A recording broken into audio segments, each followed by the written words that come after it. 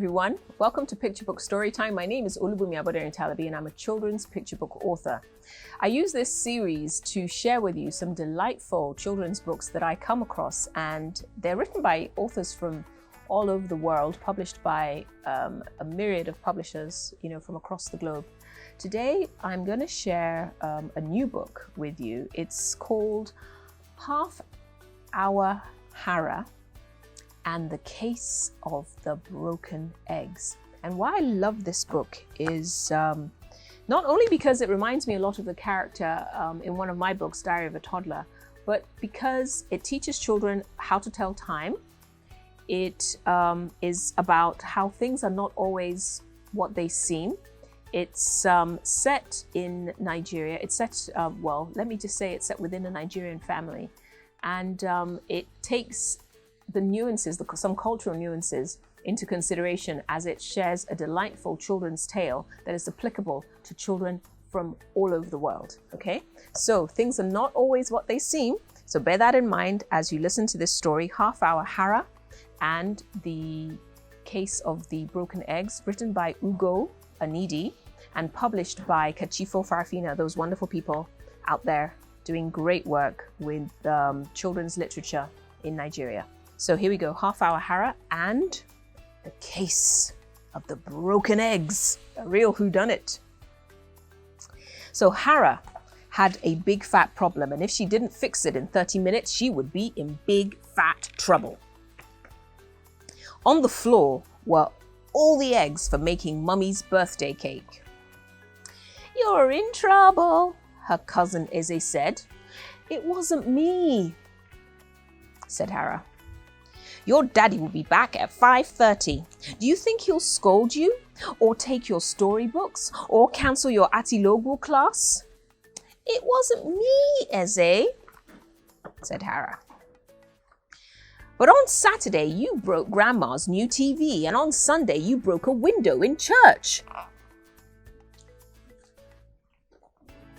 Yesterday you smashed all the fancy plates in your house, and everyone knows you're a troublemaker." "It wasn't me, Eze. You're not being nice. You're not a good cousin," Hara sighed. "I have to find the real troublemaker. Who could it be?" "It's 5:50 and your daddy will be back soon," said Eze. Hara squatted under the table, crawled under the chair, and wriggled under the sink. She found no one. She peeked into the sink. She found not one but two clues, some hair and a footprint. Eze peeked into the sink.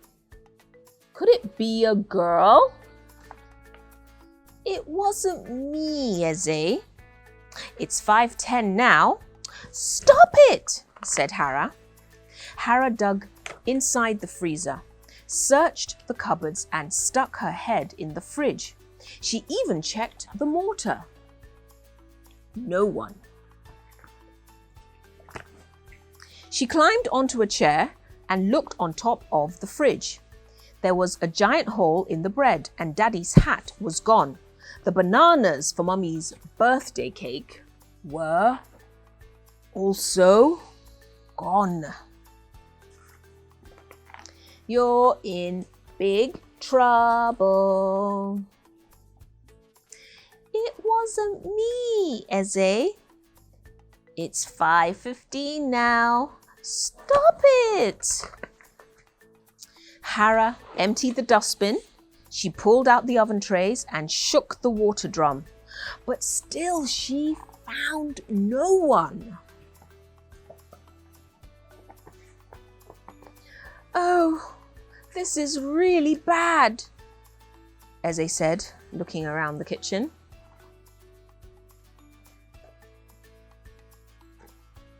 Hara stopped. She imagined Mummy's scowl and Daddy's glower. She grabbed her book, a torch, some mangoes, and snuck under the kitchen sink. "He'll find you," Eze said. "What should I do?" Hara asked. It's 5:20. Clean up. Hara tidied up the freezer, the cupboards and the fridge. It's 5:25 now. Stop it. She tidied up the bin, the oven and the water drum. Toot toot. That's Daddy's car. He's coming. Stop it, Eze. Hara banged on the table. Poof, flour went everywhere. You're really in the soup. Daddy walked into the kitchen. Haraji!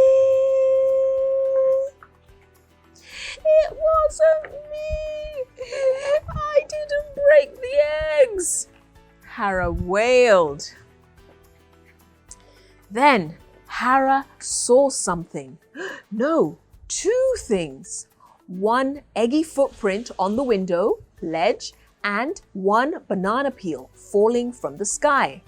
She flew to the window. Sitting on the tree, wearing Daddy's hat and munching on bananas was a big brown monkey, smiling at her. He did it, Hara said. Daddy shouted and slammed the window shut. Nem, I'm so sorry. Okay, Daddy, but we have no eggs and no bananas. We can't make a cake for Mummy. Mummy's birthday is ruined. Hara slumped on the chair. This is a disaster. A total disaster. A catastrophe. Then she sprang up. Ta-da! We can make an eggless chocolate cake and some chin chin and puff puff too, and we don't need eggs and bananas for those. She leapt from the chair. Mummy loves chin chin and puff puff, twirled around the table. Mummy's best birthday ever.